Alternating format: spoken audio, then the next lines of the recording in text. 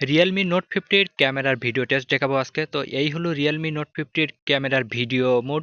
তো Realme note ফিফটির পিছনে আছে 13 মেগাপিক্সেল ক্যামেরা। তো 13 মেগাপিক্সেল হিসাবে আহামরি ভালো না আবার খারাপও না। তো আজকে এই ভিডিওর স্টাবিলাইজেশন এবং ভিডিওর কোয়ালিটি দেখাবো। তো চলেন আমি এই জায়গা থেকে একদম ওই মাথা পর্যন্ত যাব এবং পরবর্তীতে আবার ফিরে আসবো এবং এটার স্টাবিলাইজেশন পরবর্তীতে আপনাদের প্রিভিউ দেখাবো। তো আমি প্লে করে দিলাম এবং আমি সিম্পলভাবে হেঁটে যাচ্ছি, একেবারে সিম্পল, এবং নিচি মেটো পথ আছে।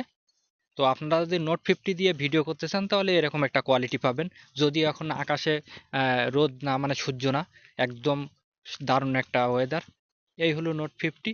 এবং এটা হোয়াইট ব্যালেন্সটা কন্ট্রোল করতে পারে না। হোয়াইট ব্যালেন্স মনে করেন যে আকাশ ধরলে কালো হয়ে যাচ্ছে, ওই আকাশ, পরবর্তীতে গাছের কালার কালো। তো এটা আসলে মানায় নিতে হবে, 13 মেগাপিক্সেল একদম বেশি ভালো না। আর এখান থেকে আমি আবার ওই পর্যন্ত যাব। এই কিন্তু কালারটা অস্থির আসে, হ্যাঁ। যদিও আইপিএস ডিসপ্লে, তারপরে কালারটা খুব পাঞ্চি একটা কালার দেয়, মানে সুপার অ্যামুলেটের মতো একটা কালার দেয়।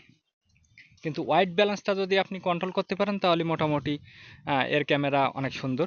আর স্টাবিলাইজেশনে ঘাটতি থাকবে, তবে আছে একটু, ইয়ে আছে, মানে যে যুগ দিয়ে আপনি কাজ চালায় নিতে পারবেন। তো অনেকেই আসলে নোট ফিফটি দিয়ে ভিডিও বা ব্লগিং করার চেষ্টা করছেন। তো তাদের জন্য আসলে এই ভিডিওটা অনেক হেল্পফুল হবে। মানে এই হোয়াইট ব্যালেন্স বা এই যে এটা যদি আপনি স্যাক্রিফাইস করতে পারেন তাহলে মোটামুটি নোট ফিফটির যে ক্যামেরা সেটা দিয়ে আপনি কাজ চালায় নিতে পারবেন। একদম পানসি একটা কালার দেয়, মানে সবুজটা এত সুন্দর করে সুপার অ্যামুলেটের মতন করে আর কি প্রেজেন্ট করে, অনেক সুন্দর।